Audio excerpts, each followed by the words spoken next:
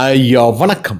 വിനായക് ദാമോദർ സവർക്കർ അഥവാ വീർ സവർക്കർ, ഈ വീർ സവർക്കറെ ചുറ്റിപ്പറ്റിയുള്ള പല വാഗ്വാദങ്ങളും പല കോൺട്രവേഴ്സികളും 2014 ഇന്ത്യയുടെ പ്രധാനമന്ത്രിയായി നരേന്ദ്രമോദി വന്നത് തൊട്ടുണ്ടായിട്ടുള്ള കോൺട്രവേഴ്സീസാണ്. അതിൻ്റെ പ്രധാനപ്പെട്ട ഒരു കാര്യം എന്ന് പറയുന്നത് BJP എന്ന് പറയുന്ന പാർട്ടി വീർ സവർക്കറെ വലിയ രീതിയിൽ ആരാധിക്കുന്നു എന്നുള്ളത് കൊണ്ടാണ്. നമുക്ക് സ്വാഭാവികമായിട്ട് വരാം, നമുക്ക് സ്ട്രെയിറ്റ് ആയിട്ട് പോയിന്റിലേക്ക് വരാം.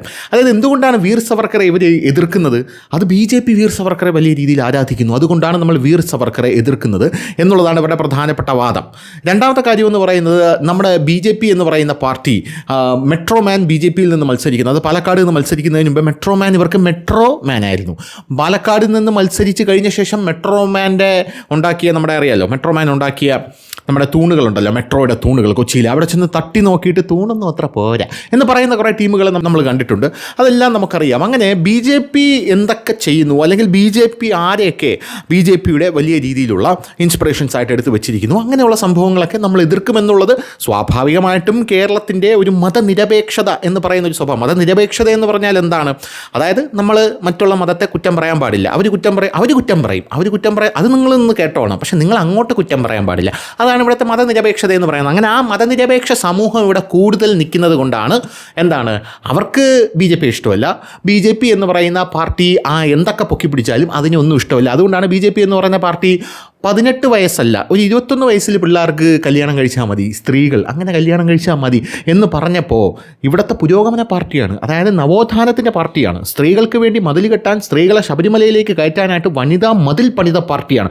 ആ പാർട്ടി പറയുന്നത് 18 വേണ്ടെന്ന് 16 ആക്കാമെന്ന് എന്ന് പറഞ്ഞ ടീമുകളാണ് ഇവിടെ ഉള്ളത്. മനസ്സിലായി? മതനിരപേക്ഷതയുടെ ഒരു ഭയങ്കര ഒരു അതിഭീകരമായിട്ടുള്ളൊരു ഇതാണ് നമ്മളിവിടെ കണ്ടുകൊണ്ടിരിക്കുന്നത്. അതായത് അങ്ങോട്ടൊന്നും പറയാൻ പാടില്ല, അവർക്ക് എന്ത് വേണമെങ്കിലും ഒക്കെ പറയാം എന്നുള്ളതാണ് ഈ സെറ്റപ്പ് എന്ന് പറയുന്നത്. അതാണ് മതനിരപേക്ഷത എന്ന് ഉള്ളത് കൊണ്ട് ഇവർ ഉദ്ദേശിക്കുന്ന ഒരു പ്രധാനപ്പെട്ട ഒരു കാര്യം എന്ന് പറയുന്നത്. അതാണ് ഈ വീർ സവർക്കറുമായിട്ട് ബന്ധപ്പെട്ടുള്ള കാര്യത്തിൻ്റെയും പ്രധാനപ്പെട്ട ക്രക്സ് എന്ന് പറയുന്നത്. മെയിനായിട്ടുള്ള ക്രക്സ് അവിടെയാണ് ഇത് കിടക്കുന്നത്. വീർ സവർക്കർ മാപ്പ് എഴുതി കൊടുത്തു എന്ന് അവന്മാർ നാഴികയ്ക്ക് 40 വട്ടം പറയുന്നു. ഇതിനെക്കാട്ടിലും ഭംഗിയായിട്ട് കമ്മ്യൂണിസ്റ്റ് നേതാവായിട്ടുള്ള ഡാങ്കെ മാപ്പ് എഴുതി കൊടുത്തിട്ടുണ്ട്, നല്ല ഭംഗിയായിട്ട് എഴുതി കൊടുത്തിട്ടുണ്ട്. ഡാങ്കെ അടിപൊളിയായിട്ട് വടിവുത്ത അക്ഷരത്തിൽ യുവർ ലോർഡ് എന്നൊക്കെ പറഞ്ഞുകൊണ്ട് മൈ മെജസ്റ്റി, ഞാൻ ഇനി അങ്ങനെ ചെയ്യില്ല മെജസ്റ്റി എന്നൊക്കെ പറഞ്ഞ് കരഞ്ഞ് നിലവിളിച്ചുകൊണ്ടാണ് മാപ്പ് എഴുതി കൊടുത്തിട്ടുള്ളത് ആര്? ഡാങ്കെ.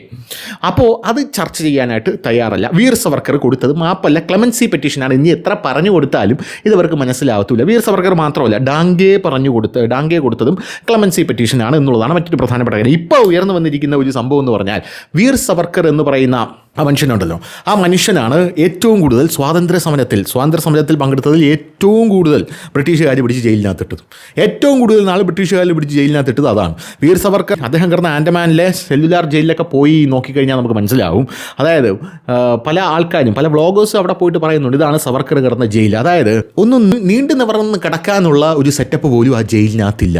അത്രയ്ക്ക് നാരോ ആയിട്ടുള്ള ഒരു സ്പേസിലാണ് വീർ സവർക്കർ കിടന്നിരുന്നത് എന്നുള്ളത് മറ്റൊരു പ്രധാനപ്പെട്ട കാര്യം. അപ്പോൾ അങ്ങനെയൊക്കെയുള്ള ഒരുപാട് വസ്തുതകൾ നമ്മുടെ മുമ്പിൽ ഇങ്ങനെ നിൽപ്പുണ്ട്. അങ്ങനെയുള്ള ഒരുപാട് വസ്തുക്കൾ നമ്മളെ മുമ്പിൽ ഇങ്ങനെ നിൽക്കുമ്പോൾ BJP വീർ സവർക്കറെ ആരാധിക്കുന്നു എന്ന് പറഞ്ഞുകൊണ്ട് വീർ സവർക്കറെ അതുകൊണ്ട് നമ്മൾ തള്ളിപ്പറയുന്നു എന്നുള്ളതാണ് ഇവരുടെ പ്രധാനപ്പെട്ട ഒരു കാര്യം എന്ന് പറയുന്നത്. അങ്ങനെ BJP ഒരുപാട് പേര് ആരാധിക്കുന്നുണ്ട്, അവരെല്ലാം ഇവർ നിരന്തരം ആക്രമിക്കാൻ ശ്രമിക്കുന്നുണ്ട്. നമ്മുടെ ശിവജി ഉണ്ടല്ലോ, ശിവജി മഹാരാജിനെയൊക്കെ ആക്രമിക്കാനായിട്ട് ഇവർ ശ്രമമൊന്നും നടത്താത്തതിൻ്റെ പ്രധാനപ്പെട്ട കാര്യം, ശിവജി മഹാരാജിൻ്റെ ഒരു മാസ് ഫോളോവേഴ്സ് ഇപ്പോഴും ജീവിച്ചിരിക്കുന്ന അവരുടെ വംശാവലി ഉണ്ട് എന്നുള്ളത് കൊണ്ടാണ്. അവന്മാർ കുത്തി നിർത്തുവന്മാരെയൊക്കെ. കാരണം മഹാരാഷ്ട്രയിലൊക്കെ മറാഠ സാമ്രാജ്യം, ശിവജി മഹാരാജ് എന്നൊക്കെ പറയുന്നത് അതിഭീകരമായിട്ടുള്ള ഒരു വികാരമാണ്. അപ്പോൾ അവിടെ മലയാളികളുണ്ട്. ഇവിടെ കിടന്ന് ഇങ്ങനെ ആക്ഷേപിച്ച് കഴിഞ്ഞാൽ മലയാളികളായിട്ടുള്ള അവിടെയുള്ള ആൾക്കാർക്ക് കിടക്കപ്രതി കാണില്ല. പോരാത്തതിന് അവിടെയും DYFI ഉണ്ട്.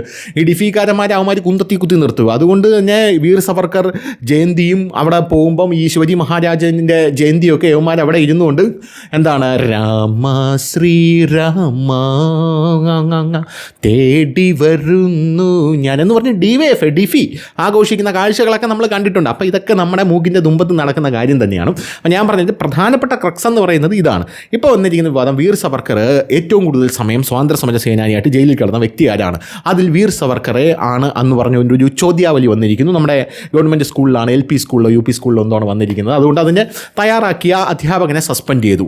സസ്പെൻഡ് ചെയ്യും. സ്വാഭാവികമായിട്ടും ഈ നടപടി നമ്മൾ കണ്ടിരിക്കുന്നത് ബ്രിട്ടീഷുകാരുടെ കാലത്താണ്. ബ്രിട്ടീഷുകാരുടെ കാലത്ത് ഒരു നിയമം ഉണ്ടായിരുന്നു. വീർ സവർക്കർ എന്ന് പറയുന്ന വ്യക്തി, വീർ സവർക്കർ ഒരു ഡേഞ്ചറസ് മാൻ ആണ് എന്നാണ് ബ്രിട്ടീഷുകാർ പറഞ്ഞിരുന്നത്. ഇയാൾ എത്രയൊക്കെ ക്ലമൻസി പെറ്റീഷൻ നമുക്ക് തന്നു കഴിഞ്ഞാലും ഇയാളെ പുറത്ത് വിടാൻ പറ്റില്ല എന്ന് പറഞ്ഞുകൊണ്ടാണ് ജയിലിൽ പിടിച്ചിട്ടിരുന്നത്. ബാക്കി ക്ലമൻസി പെറ്റീഷൻ കൊടുത്തവരൊക്കെ ഇറങ്ങിപ്പോയി. അങ്ങനെ ഇയാളെ പുറത്ത് വിടാൻ പറ്റില്ല, കാരണം ഇയാൾ ക്ലമൻസി പെറ്റീഷൻ തന്നു കഴിഞ്ഞാൽ പുറത്തിറങ്ങിയ സ്വഭാവം മാറും എന്ന് പറഞ്ഞുകൊണ്ടാണ് ബ്രിട്ടീഷുകാർ പിടിച്ചകത്തിട്ടത്. പോരാത്തതിന് പുറത്ത് വിട്ടു, പക്ഷേ വീട്ടു തടങ്കലിലാണ് വിട്ടത്. അപ്പോഴും തടവിൽ തന്നെയാണെന്നുള്ളതാണ് വീർ സവർക്കറുടെ ഒരു കഥ എന്ന് പറയുന്നത്. അപ്പോൾ ഈ ഒരു സാഹചര്യത്തിൽ വീർ സവർക്കർ ഏറ്റവും കൂടുതൽ വർഷം ജയിലിൽ കിടന്ന ഒരു വ്യക്തിയാണ്. ആ വ്യക്തിയാണ് എന്നുള്ളൊരു ചോദ്യത്തിനാണ് ഉമാരി മറ്റേ ചോദ്യാവലി തയ്യാറാക്കിയപ്പോൾ ഇവിടെയുള്ള മറ്റേ മുസ്ലിം ലീഗിന് കുരു പൊട്ടിയത്. സ്വാഭാവികമായിട്ട് കുരു പൊട്ടും, അങ്ങനെ പൊട്ടണമല്ലോ. അങ്ങനെ പൊട്ടി, മുസ്ലിം ലീഗിന് കുരു പൊട്ടി. അങ്ങനെ മുസ്ലിം ലീഗിന് പൊട്ടി ഒലിക്കുന്ന കുരു ഉണ്ടല്ലോ, ആ കുരു ഇങ്ങനെ അഗ്നിപർവ്വതം പോലെ പൊട്ടുമ്പോൾ ആ കുരുവിൽ നിന്ന് പുറത്തു വരുന്ന ലാവ, ആ ലാവയാണ് ഇവിടെ BJPക്ക് വളരാനുള്ള വളമെന്ന് പറയുന്നത്. ഇല്ലെങ്കിൽ പിന്നെ BJP ഇവിടെ എങ്ങനെ വളരും? അതാണ് BJPക്ക് വളരാനുള്ള വളം. കാരണം അത് ഈ നിഷ്പക്ഷരായിട്ടുള്ള ജനങ്ങൾ ഒരുപാട് ഇങ്ങനെ കണ്ടുകൊണ്ടിരിക്കുകയാണ്. അപ്പോൾ അങ്ങനത്തെ സെറ്റപ്പൊക്കെ ഉണ്ട്. അപ്പോൾ ഗുരുപ്രസാദിനെ എന്ത് ചെയ്തു? സസ്പെൻഡ് ചെയ്തു. അധ്യാപകൻ്റെ പേരാണ് ഗുരുപ്രസാദ് എന്ന് പറയുന്നത്. അങ്ങനെ വീർ സവർക്കർ ഏറ്റവും കൂടുതൽ നാൾ ജയിലിൽ കിടന്നതിൻ്റെ പേരിൽ നമ്മുടെ ഇന്ദിരാഗാന്ധി ഉണ്ടല്ലോ, നമ്മുടെ മുൻ ഉരുക്ക് വനിതയായിട്ടുള്ള ഇന്ദിരാഗാന്ധി വീർ സവർക്കറിൻ്റെ പേരിൽ സ്റ്റാമ്പ് ഇറക്കി. വീർ സവർക്കറിനെ ഹമാരാ വീർ പുത്ര ഹേ എന്ന് പറയുന്ന ലെറ്ററും വീർ സവർക്കറിന് വേണ്ടി എഴുതിയിട്ടുണ്ട് എന്നുള്ളത് മറ്റൊരു പ്രധാനപ്പെട്ട കാര്യം. പിന്നെ വീർ സവർക്കറിൻ്റെ ജീവചരിത്രം പരിശോധിച്ച് കഴിഞ്ഞാൽ നമുക്ക് ഒരുപാട് കാര്യങ്ങൾ അതിനകത്ത് നമുക്ക് കാണാനായിട്ട് സാധിക്കും. അതായത് 1920 ജനുവരി 18 നാരായൺ സവർക്കർ ഗാന്ധിക്ക് ഒരു കത്തെഴുതി. ജയിലിലുള്ള തൻ്റെ സഹോദരന്മാരായിട്ടുള്ള വിനായക് സവർക്കറെ ഗണേഷ് സവർക്കറെയും എങ്ങനെ മോചിപ്പിക്കണം എന്ന് ഒരു ഉപദേശം ഗാന്ധിജിയോട് ചോദിച്ചു. അപ്പോൾ ഗാന്ധിജി പറഞ്ഞു, കേസിൻ്റെ വസ്തുതകൾ വ്യക്തമാക്കുകയും കുറ്റം രാഷ്ട്രീയ സ്വഭാവമുള്ളതാണെന്ന് വ്യക്തമാക്കുകയും ചെയ്യുന്ന ഒരു ചെറിയ പെറ്റീഷൻ തയ്യാറാക്കുക. ഇത് ഗാന്ധിയുടെ കളക്റ്റഡ് വർക്ക്സ് വോളിയം 19 രേഖപ്പെടുത്തിയിട്ടുള്ളൊരു സാധനമാണ്. അതായത് ഗാന്ധിയും സവർക്കറുടെ ഫാമിലിയോട് അല്ലെങ്കിൽ സവർക്കറെ എങ്ങനെ പുറത്തിറക്കാമെന്ന് പറഞ്ഞപ്പോൾ ഒരു പെറ്റീഷൻ കൊടുക്കും. അല്ലാതെ ഗാന്ധി പറഞ്ഞത് എന്തല്ല, നമുക്കൊരു കാര്യം ചെയ്യാം, നമുക്ക് എല്ലാവർക്കും കൂടെ ചേർന്ന് കുന്തവും കുറുവടിയും എല്ലാം ആയിട്ട് നേരെ അങ്ങോട്ട് ജയിലിലോട്ട് ചെല്ലാം, എന്നിട്ട് ജയിലിൽ കുത്തി പൊളിക്ക് എന്നൊന്നും അല്ല ഗാന്ധി പറഞ്ഞത്. ഗാന്ധി പറഞ്ഞത് ഒരു പെറ്റീഷൻ കൊടുക്കും, ഒരു പെറ്റീഷൻ, അതായത് മേഴ്സി പെറ്റീഷൻ കൊടുക്കുക. ആ മേഴ്സി പെറ്റീഷൻ കൊടുത്തിട്ട് അതെന്ത് ചെയ്യും? അവർ പരിശോധിച്ചിട്ട് അവർ അംഗീകരിച്ച് വീർ സവർക്കറെ പുറത്തുവിടും. ഇങ്ങനെയാണ് മഹാത്മാഗാന്ധിയും പറഞ്ഞിട്ടുള്ളത് എന്നുള്ളത് മറ്റൊരു പ്രധാനം. അങ്ങനെ ഗാന്ധിയും വീർ സവർക്കർക്ക് അല്ലെങ്കിൽ വീർ സവർക്കറുടെ കുടുംബത്തിന് ഈ പെറ്റീഷൻ കൊടുക്കാനുള്ള നിർദ്ദേശം കൊടുത്തിട്ടുണ്ട് എന്നുള്ളത് മറ്റൊരു പ്രധാനപ്പെട്ട കാര്യം. എന്ത് തന്നെയായിരുന്നാലും ഈ ഡാംഗെ എന്ന് പറയുന്ന കമ്മ്യൂണിസ്റ്റുകാരനുണ്ടല്ലോ, ഈ ഡാംഗെ എന്ന് പറയുന്ന കമ്മ്യൂണിസ്റ്റുകാരൻ ചരിത്ര രേഖകൾ പരിശോധിക്കുമ്പോൾ 1924 ഈ കാൺപൂർ ബോൾഷവിക് കോൺസ്പിറസി കേസിൽ അറസ്റ്റിലാവുന്നു. ബ്രിട്ടീഷ് സർക്കാർ ഇയാളെ കമ്മ്യൂണിസ്റ്റ് വിപ്ലവ പ്രവർത്തനങ്ങളുമായി ബന്ധപ്പെട്ട് വിചാരണ ചെയ്യുന്നു. വിചാരണ ചെയ്ത ശേഷം മോചനത്തിനായി ക്ലമൻസി അപേക്ഷ ഇയാൾ നൽകുന്നു. അതിൽ ഭാവിയിൽ റവല്യൂഷണറി ആക്ടിവിറ്റീസ് ചെയ്യില്ലെന്ന തരത്തിൽ ആണയിട്ട് പറഞ്ഞിട്ടുണ്ടായിരുന്നു. അതിനകത്ത് അങ്ങനെ പറഞ്ഞിട്ടുണ്ടായിരുന്നു. അതായത് ഞാൻ ഇനി റവല്യൂഷണറി പ്രവർത്തനങ്ങളിൽ ഏർപ്പെടില്ല. ഡാംഗെയുടെ എക്സാക്റ്റ് വാക്കുകൾ എടുത്ത് പറഞ്ഞു കഴിഞ്ഞാൽ യോ മാജസ്റ്റി, യോ ലോർഡ്, ഞാനത് ചെയ്യില്ല എന്ന് പറഞ്ഞുകൊണ്ട് ഡാംഗെ പുറത്തിറങ്ങി. പിന്നെ 1929 ഡാംഗെ വീണ്ടും പിടിച്ചകത്തിട്ടു. കാരണം വീണ്ടും ബ്രിട്ടീഷ് സർക്കാരിനെതിരെയുള്ള പ്രവർത്തനങ്ങൾ നടത്തി ഡാംഗെ. സമാനമായിട്ടുള്ള രീതിയിൽ സവർക്കറുടെയും ഡാംഗയുടെയും കേസ് എന്ന് പറഞ്ഞാൽ സെയിം ആണ്. പക്ഷേ ഡാംഗെ പുറത്തു വിട്ടു, സവർക്കറിനെ പുറത്തു വിട്ടില്ല. ഡാംഗയുടെ ഒറ്റ മാപ്പിൽ തന്നെ ഡാംഗയെ പിടിച്ച് പുറത്തു വിട്ടു. അവനെ പിടിച്ച് പുറത്തു വിട്ടാരെ ഒരു ഗതിയും പരഗതിയും ഇല്ലാത്തൊരു വ്യക്തിയാണെന്ന് പറഞ്ഞ് ഡാംഗയെ പിടിച്ച് പുറത്തു വിട്ടു. പക്ഷേ സവർക്കറെ പുറത്തു വിട്ടില്ല. സവർക്കറെ പുറത്തു വിടാത്തത് സവർക്കറുടെ ഉള്ളിൽ ജ്വലിച്ചുകൊണ്ടിരിക്കുന്ന ഒരു ആശയത്തിൻ്റെ പേരിലാണ്.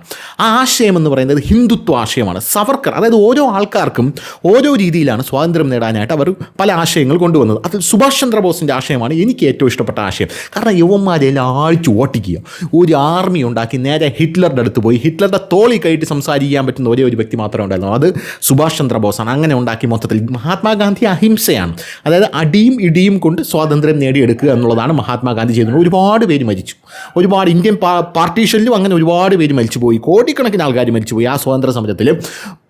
വിനായക് ദാമോദർ സവർക്കറിൻ്റെ ആശയം എന്ന് പറയുന്നത് തീവ്ര ഹിന്ദുത്വ ആശയമാണ്. ഈ നാടിൻ്റെ സ്പിരിറ്റ് എന്ന് പറയുന്നത് ഹിന്ദുത്വയിലാണ് ഇരിക്കുന്നത്. അത് ആളിക്കത്തിച്ച് അതുവഴി ജനങ്ങളെ ഇളക്കി സ്വാതന്ത്ര്യം നേടുക എന്നുള്ളതായിരുന്നു വിനായക് ദാമോദർ സവർക്കർ പറഞ്ഞ പല കാര്യങ്ങളുണ്ട്. ബ്രിട്ടീഷ് ആർമിയിൽ പോയി ചേരണം. ആര് പോയി ചേരണം? ഇവിടെയുള്ള യുവാക്കൾ പോയി ചേരണം എന്ന്. അതൊക്കെ ഇപ്പോൾ തെറ്റായിട്ട് വ്യാഖ്യാനിക്കപ്പെടുന്നുണ്ട്. ബ്രിട്ടീഷ് ആർമിയിൽ പോയി ചേരണം. ആർമിയിൽ പോയി ചേർന്ന് കഴിഞ്ഞ ശേഷം ആർമി നമ്മൾ മുഴുവൻ ആർമി നമ്മുടേതാക്കണം. അത് കഴിഞ്ഞ് ആ ആർമി അട്ടിമറിക്കണം. ഇങ്ങനെയൊക്കെയാണ് വിനായക് ദാമോദർ സവർക്കർ പറഞ്ഞുകൊണ്ടിരുന്നത്. നമ്മുടെ RRR എന്ന് പറഞ്ഞ സിനിമയിൽ ഇത് നല്ല ഭംഗിയായിട്ട് രാജമൗലി കാണിച്ചിട്ടുണ്ട്. രാജമൗലി അതിനകത്ത് അല്ലൂരി സീതാരാമരാജു എന്ന് പറയുന്ന ആ ക്യാരക്ടർ ബ്രിട്ടീഷ് സൈന്യത്തിൽ ജോലി ചെയ്യുന്ന ഒരു വ്യക്തിയാണ്. എന്തിനാണ് വന്ന് ബ്രിട്ടീഷ് സൈന്യത്തിൽ ജോലി ചെയ്യുന്നത്? അവൻ്റെ അച്ഛൻ സ്വാതന്ത്ര്യ സമര സേനാനിയായിരുന്നു. അവൻ്റെ അച്ഛനും സൈന്യത്തിലുള്ള ഒരാളായിരുന്നു, പോലീസിലുള്ള ഒരാളായിരുന്നു. അവിടെ നിന്നും വെപ്പൺസും, അതായത് ഈ ആയുധങ്ങൾ ഉപയോഗിക്കാൻ പഠിച്ചിട്ട് ഇവിടെയുള്ള ആൾക്കാർക്ക്, അതായത് അയാളുടെ ഗ്രാമത്തിലുള്ള ആൾക്കാർക്ക് വന്നിട്ട് അയാൾ പരിശീലനം കൊടുക്കുകയാണ്. പക്ഷേ തോക്കില്ല. പരിശീലനം കൊടുക്കുന്നത് ഡമ്മി തോക്കിലാണ്. അയാൾക്ക് ഉപയോഗിക്കാനായിട്ട് തോക്കില്ല. തോക്ക് വേണം. എങ്ങനെ തോക്ക് കണ്ടെത്തും? അപ്പോഴാണ് ഇയാളുടെ മകൻ വളർന്ന് ബ്രിട്ടീഷുകാരുടെ ആ ഒരു പോലീസിൽ ചേർന്ന് ബ്രിട്ടീഷുകാരുടെ പ്രീതി പിടിച്ചു പറ്റി അതിനകത്ത് കയറി ഈ ആയുധം കടത്താനായിട്ട് ശ്രമിക്കുന്നത്. അങ്ങനെ ഒരു കഥയാണ് അതെന്ന് പറയുന്നത്. അപ്പോൾ അങ്ങനെയാണ് കാര്യങ്ങളുടെ പോക്കെന്ന് പറയുന്നത്. എന്തായിരുന്നാലും വീർ സവർക്കർ എന്ന് പറയുന്ന ഒരു മനുഷ്യനുണ്ടല്ലോ, ആ മനുഷ്യൻ്റെ ലേഖനങ്ങളും ആ മനുഷ്യൻ്റെ പല കാര്യങ്ങളുമൊക്കെ ഉച്ചരിച്ചു കഴിഞ്ഞാൽ നാട് കടത്തുക അല്ലെങ്കിൽ പിടിച്ച് ജയിലിലിടുക അങ്ങനെയൊക്കെ ഉള്ളൊരു കാലം ഉണ്ടായിരുന്നു. കാരണം വീർ സവർക്കറുടെ ലേഖനം എൻ്റെ കയ്യിലുണ്ടെങ്കിൽ എന്നെ അറസ്റ്റ് ചെയ്തുകൊണ്ട് പോകും. പക്ഷേ അത് ബ്രിട്ടീഷുകാരൻ്റെ കാലത്തായിരുന്നു. പക്ഷേ ഇന്നും ആ ബ്രിട്ടീഷുകാരൻ്റെ ഏറാമൂളികളായിട്ട് നിൽക്കുന്ന കുറേ എണ്ണം ഇവിടെ ഉണ്ട്. അവന്മാർ വീർ സവർക്കറുടെ പേര് പറഞ്ഞാൽ ഇപ്പോൾ സസ്പെൻഡ് ചെയ്ത് കളയും. അതാണ് അവന്മാരുടെ പ്രധാനപ്പെട്ട പണി എന്ന് പറയുന്നത്. നല്ലത് തന്നെ. ഞാൻ പറഞ്ഞില്ലേ നേരത്തെ, കുരു പൊട്ടി ഒലിച്ച് വളവായി കാണാം. ശരി.